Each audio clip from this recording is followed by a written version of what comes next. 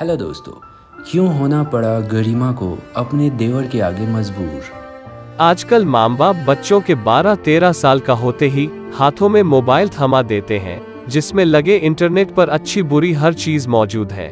अगर यह कहा जाए कुछ किशोर यौन संबंध के बारे में बच्चे माँ बाप से ज्यादा जानते हैं तो गलत नहीं होगा। आयुष भी ऐसा ही दिशाहीन युवक था। ये कहानी भी एक सच्ची घटना पर आधारित है। 1 साल के प्यार, 2 साल की रिलेशनशिप और 8 साल के प्रेम विवाह में गरिमा कभी इतना नहीं घबराई थी। इस दौरान वो हर तरह से हर कदम पर सुशांत के साथ खड़ी रही थी। सुशांत कम ही कहा था, कोर्ट मैरिज करते समय न पत्नी के मायके वालों से घबराया न अपने घर वालों से, जो उसे घर से निकालने की धमकी दे रहे थे। उनकी धमकी से डरने के बजाय सुशांत खुद ही उनकी देहरी पर कदम न रखने की बात कह दी थी। कहा तो निभाया भी। सुशांत कानपुर का रहने वाला था और गरिमा वहीं से 20 किलोमीटर दूर एक गांव की। गरिमा के गांव में सुशांत के बड़े भाई सुरेश की ससुराल थी। गरिमा रिश्ते में उसकी साली लगती थी। सुशांत कभी कभी भाई की ससुराल जाता था। वहीं उसकी गरिमा से मुलाकात हुई और दोनों में प्यार हो गया। बाद में जब उनके 2 बेटी मिंटू और गुड्री आईं, तो घर वालों का प्रेम जागा और वे लोग गरिमा, सुशांत और दोनों बच्चियों को खुद घर ले गए। तब तक गरिमा के मायके वाले भी दामाद और बेटी के प्रेमिल रिश्ते को समझ गए थे। 10 साल लंबे साथ में गरिमा को कभी लगा ही नहीं कि सुशांत उसे प्यार नहीं करता या उसे उस पर विश्वास नहीं है। इतनी लंबी अवधि में गरिमा को न तो कभी ऐसी टेंशन हुई थी और न ही वह कभी इतनी घबराई थी। वजह यह कि तब हर कदम पर सुशांत उसके साथ खड़ा था, उसका हौसला बनकर। वह इतना प्यार और विश्वास करने वाला पति था कि कभी भी गरिमा को अपनी किस्मत पर नाज होने लगता था। फिर सुशांत को अचानक ऐसा क्या हो गया कि अपनी प्रेम संगिनी पर विश्वास ही नहीं रहा। उसके लिए वो दूषित हो गई, पराई सी लगने लगी। कभी कभी वह सुशांत के पक्ष में सोचती तो उसे लगता न सुशांत गलत है न उसकी सोच, कोई और भी होता तो ऐसे ही सोचता। लेकिन वो खुद ही गलत कहाँ थी। गलत तो वो था जो अनायास उन दोनों के बीच घुस आया था। गरिमा की परेशानी यह थी कि पति का उसकी हकीकत बता भी नहीं सकती थी। बता देती तो कीचड़ के छींटे उसके दामन पर भी आते। जब सुशांत कानपुर छोड़ करीब 8 महीने पहले दिल्ली आया था, उसने प्रभावती के मकान में किराए के 2 कमरे ले लिए। फिर पत्नी, दोनों बेटियों को वहीं ले आया। मकसद था बड़ी हो रही बेटियों को किसी अच्छे स्कूल में पढ़ाना। सुशांत ने खुद पीतल के एक बड़े कारखाने में नौकरी ढूंढ ली, जहां बनी चीजें एक्सपोर्ट होती थी। बड़े शहर में आकर गरिमा भी खुश थी और दोनों बेटियां भी। उन्हें खुश देख सुशांत उनसे भी ज्यादा खुश रहता था। सुशांत सुबह को काम पर जाता तो अंधेरा घिरने तक ही लौटता। गरिमा दिन भर बच्चियों को पढ़ाने, संभालने और घर के कामों में लगी रहती। देखते देखते हंसी खुशी 2-3 महीने गुजर गए। इस बीच गरिमा और दोनों बच्चियां मकान मालिकिन प्रभावती से भी घुल-मिल गई थीं। सब कुछ ठीक चल रहा था कि एक दिन प्रभावती का पोता आयुष दादी से मिलने आया। आयुष नाबालिग था लेकिन वाचाल। उसने गरिमा को देखा तो उसकी खूबसूरती उसके दिल में उतर गई। दादी ने पोते का परिचय गरिमा से करा दिया। आयुष गरिमा से मीठी मीठी बातें करके नजदीकी बढ़ाने की कोशिश करने लगा। गरिमा उसे बच्चा समझकर उससे वैसी ही बातें करती। नजदीकी बढ़ाने के लिए आयुष गरिमा की दोनों बेटियों से भी घुल-मिल गया। गरिमा को वो भाभी कहता था। आयुष नाबालिग था, बच्चों की तरह। उसके दिमाग में क्या है गरिमा न तो जानती थी न जान सकती थी। जो भी हो, इसके बाद आयुष हर हफ्ते दादी से मिलने आने लगा। आता तो गरिमा और उसकी बेटियों से मिलता भी, बातें भी करता। कभी प्रभावती के सामने तो कभी पीछे। आयुष मकान मालिक का पोता है, यह सोचकर गरिमा हंसती भी, उससे बातें भी करती। एक दिन आयुष ने कहा, भाभी आप मुझे बहुत सुंदर लगती हो, क्या मैं आपका एक फोटो ले सकता हूँ? गरिमा ने ना हाँ कहा, ना। तब तक आयुष ने मोबाइल निकालकर 3-4 फोटो खींच लिए। यह सामान्य सी बात थी। गरिमा ने सामान्य ढंग से ही लिया। आयुष हफ्ते में 1-2 बार आता और दादी से कम और गरिमा और उसकी बेटियों से ज्यादा बात करता। बच्चियां उसके साथ खुश रहती थीं, इसलिए इस सब को उसने किसी दूसरे पहलू से देखा सोचा ही नहीं। एक बार आयुष आया तो दादी के सामने ही गरिमा से बोला, भाभी, आपकी सेल्फी ले लूं। गरिमा मना करती तो मकान मालकिन को बुरा लग सकता था, इसलिए उसने न कहा, न हाँ। इसी बीच आयुष ने गरिमा के कंधे के पास सिर ले जाकर सेल्फी ले ली।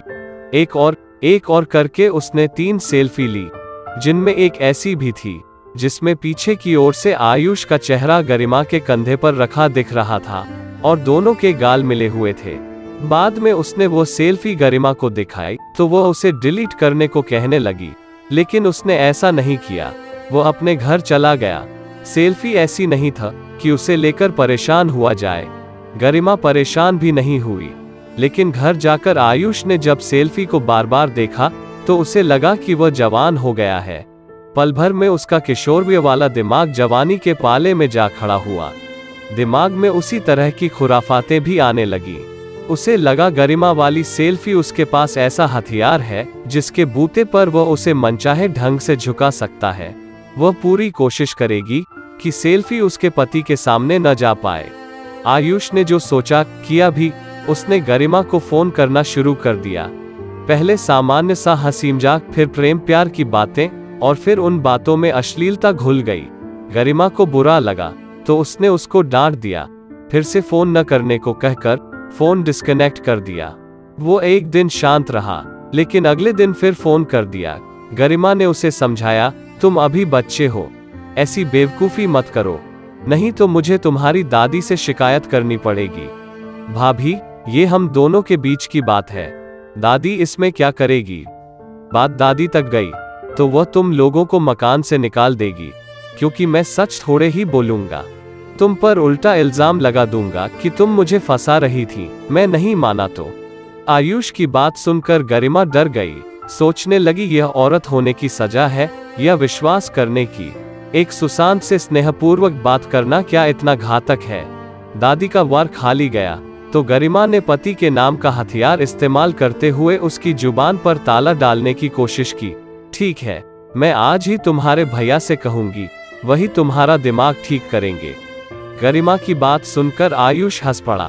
पल भर हंसने के बाद उसने आखिरी तीर चलाया, मेरी तुम्हारी एक सेल्फी है, तुम तो उसे भूल गई होगी। कोई बात नहीं, मैं भेज देता हूँ, पहले देख लो फिर धमकी देना। देखो और सोचो, मैंने यह सेल्फी सुशांत भैया को भेज दी तो क्या होगा? आयुष ने सेल्फी गरिमा को भेज दी। गरिमा सेल्फी वाले वाक्य को भूल चुकी थी, लेकिन उसने उसकी भेजी सेल्फी देखी तो थर्रा कर रह गई। सुशांत उसे देख लेता तो उस पर ही इल्जाम लगाता। वह सोच भी नहीं सकती थी कि 17 साल का पीयूष इतना शातिर भी हो सकता है। उसकी परेशानी यह थी कि आयुष मकान मालकिन का पोता था। बात बढ़ती तो वो उसी का पक्ष लेती, उन्हें मकान खाली करने को भी कह सकती थी। अनायास जो स्थिति बनी थी या आयुष ने बना दी थी, उससे वह टेंशन में रहने लगी। इस स्थिति में उसे आयुष को बहलाए फुसलाए भी रखना था और उसे सुशांत को सेल्फी भेजने से रोकना भी था। गरिमा इन्हीं स्थितियों में जीती रही, क्योंकि उसे कोई राह नहीं सूझ रही थी। आयुष फोन करता तो सीधे कहता, कब बुला रही हो? अब उसने गरिमा को भाभी कहना भी बंद कर दिया था। यह सब चल ही रहा था कि 23 मार्च को लॉकडाउन की घोषणा हो गई। सुशांत का काम पर जाना बंद हो गया, वह घर में रहने लगा। गरिमा हर समय डरी सी रहने लगी। डर स्वाभाविक था, उसे जिसका डर था वही हुआ। आयुष ने फोन कर दिया। गरिमा को अलग जाकर फोन सुनना पड़ा। इस पर वो खुश होते हुए बोला, यह तो और भी अच्छा है, उसकी बगल में बैठकर बात करो मुझसे, वह सुनेगा तो और मजा आएगा। गरिमा उसके सामने रोई, गिड़गिड़ाई, मिन्नतें की, लेकिन उस पर कोई असर नहीं हुआ। वह कमीनों की तरह हंसते हुए बोला, छोटी सी बात है, मान जाओ, इतना परेशान होने की क्या जरूरत है? तुम भी खुश रहो, मैं भी खुश। वो बात करके कमरे में आई तो सुशांत ने पूछा, किससे बात कर रही थी? जल्दी में कुछ नहीं सूझा तो उसने कह दिया, मायके से फोन था, उनसे तो मेरे सामने भी बात कर सकती थी। गरिमा ने सॉरी कहकर बात तो खत्म कर दी, लेकिन सुशांत उसके उतरे चेहरे को देखकर समझ गया कि कहीं कुछ तो गड़बड़ है। उसने मन ही मन उस गड़बड़ का पता लगाने की ठान ली। फिर एक दिन आयुष अचानक आ गया। सुशांत घर में था। गरिमा की रूह कांप गई। उसे लगा कि आज वह मुंह जरूर खोलेगा। गनीमत यह रही कि उसने ऐसा कुछ नहीं किया और वापस चला गया। सुशांत पता तो नहीं लगा पाया, लेकिन जब रोज रोज आयुष के फोन आने लगे तो उसे पूरा यकीन हो गया कि गरिमा का किसी के साथ चक्कर जरूर है। पिछले 12 सालों में वो इतनी टेंशन में कभी नहीं रही थी। पति को वह सफाई देती, कस्में खाती, लेकिन वह मानने को तैयार नहीं था। अगर वो सब कुछ सच बताती तो सेल्फी वाला फोटो उसका दुश्मन बन जाता। नतीजा यह हुआ कि सुशांत का शक बढ़ता गया। वह रोजाना शराब पीता और मन में भरा सारा गुबार गरिमा पर निकाल देता। वह गालियां खाती, पिटाई झेलती। सुशांत उसकी सफाई सुनने को तैयार नहीं था। 17 साल के आयुष ने उसकी बसी बसाई गृहस्थी में आग लगा दी थी। आग लगाई ही नहीं, रोज उसे हवा भी देता रहा। महीना भर से ज्यादा समय तक यही चलता रहा। जब वह पूरी तरह टूट गई, बात बर्दाश्त के बाहर हो गई, तो एक दिन उसने पति को सच्चाई बता दी। सुशांत ने उसकी बात पर यकीन किया या नहीं, यह अलग बात है, पर उसने गरिमा से कहा, तैयार हो जा, थाने चलते हैं। दोनों अपने इलाके के पुलिस चौकी गए, लेकिन थानेदार ने कह दिया, बाद में देखेंगे। पति पत्नी मुंह लटकाए लौट आए। बात जहां थी वहीं पर रह गई। वही शक, वही संदेह और वही लड़ाई झगड़ा मारपीट। गरिमा सुशांत को जितनी सफाई देती, समझाती, वो उसे उतना ही गलत समझता। उस दिन शनिवार था। सुशांत गरिमा से खूब लड़ा, इतना ज्यादा कि गरिमा को अपनी जिंदगी बेकार लगने लगी। कोई रास्ता नहीं सूझा तो उसने अपनी कलाई की नस काट ली। किसी पड़ोसी ने इसकी सूचना वहां पुलिस चौकी को दी। चौकी इंचार्ज भानुप्रकाश ने मौके पर आए और उन्होंने गरिमा को जिला अस्पताल में भर्ती करा दिया। इससे गरिमा की जान बच गई। भानुप्रकाश को लगा कि पति पत्नी के झगड़े का मामला है, इसलिए उन्होंने दोनों को समझाया, उन्हें उनकी बच्चियों का वास्ता दिया। साथ ही दोनों को सीधे घर जाने को भी कहा। सुबह घड़ी में 8 बज रहे थे। सुशांत दोनों बेटियों को वहां से थोड़ी दूर पर रहने वाले अपने ममेरे भाई के घर छोड़ आया। वापसी में वह सल्फास की गोलियों का पैकेट लाया था। आते ही उसने गरिमा से कहा, मैं अब जीना नहीं चाहता। तूने मेरे साथ जो विश्वासघात किया है, मैं बर्दाश्त नहीं कर पा रहा हूँ। मेरे बाद खूब मौज मजे करना। उसने जेब से पैकेट निकाला तो गरिमा ने उसके हाथ से छीन लिया। वह बोली, गुनहगार मैं हूँ तो मुझे मरना चाहिए, तुम्हें नहीं। बच्चियां अभी छोटी हैं, उन्हें कौन संभालेगा। सुशांत गरिमा से पैकेट लेने की कोशिश करता। इससे पहले ही उसने पानी की बोतल उठाकर 4-5 गोलियां गटक ली। पैकेट फर्श पर पड़ा देख सुशांत ने उठाया और वह भी पानी से 3-4 गोली निगल गया। दोनों फंस गए मौत के चंगुल में। इस बीच बेड पर गिरी गरिमा के मुंह से झाग निकलने लगे थे। सुशांत भी फर्श पर फैल गया था। उन दोनों के बीच महीनों से विवाद चल रहा था। उनके लड़ने की आवाजें अड़ोसी पड़ोसी भी सुनते थे। उस दिन भी दोनों में विवाद हुआ था। जब अचानक दोनों की आवाजें आनी बंद हो गईं, तो आस पड़ोस के लोगों को अनहोनी का डर लगा। उन्होंने जाकर कुंडी खड़काई। गिरते पड़ते सुशांत ने अंदर से कुंडी खोली। अंदर का हाल देखकर लोग समझ गए कि दोनों ने जहर खाया है। लोगों ने पुलिस को सूचना दी। पुलिस उन्हें अस्पताल ले गई। डॉक्टर ने अपनी ओर से पूरी कोशिश की, लेकिन रात आते आते गरिमा ने दम तोड़ दिया। इस दौरान सुशांत के बड़े भाई और घर वाले आ गए, लेकिन प्रेम कथा में फंसा एक पेंच कैसे पीछे रह पाता। अगले दिन दोपहर में सुशांत ने भी दम तोड़ दिया। उसी शाम पोस्टमार्टम के बाद गरिमा और सुशांत के शव उनके घर वालों को सौंप दिए, जिनका उन्होंने उसी शाम अंतिम संस्कार कर दिया।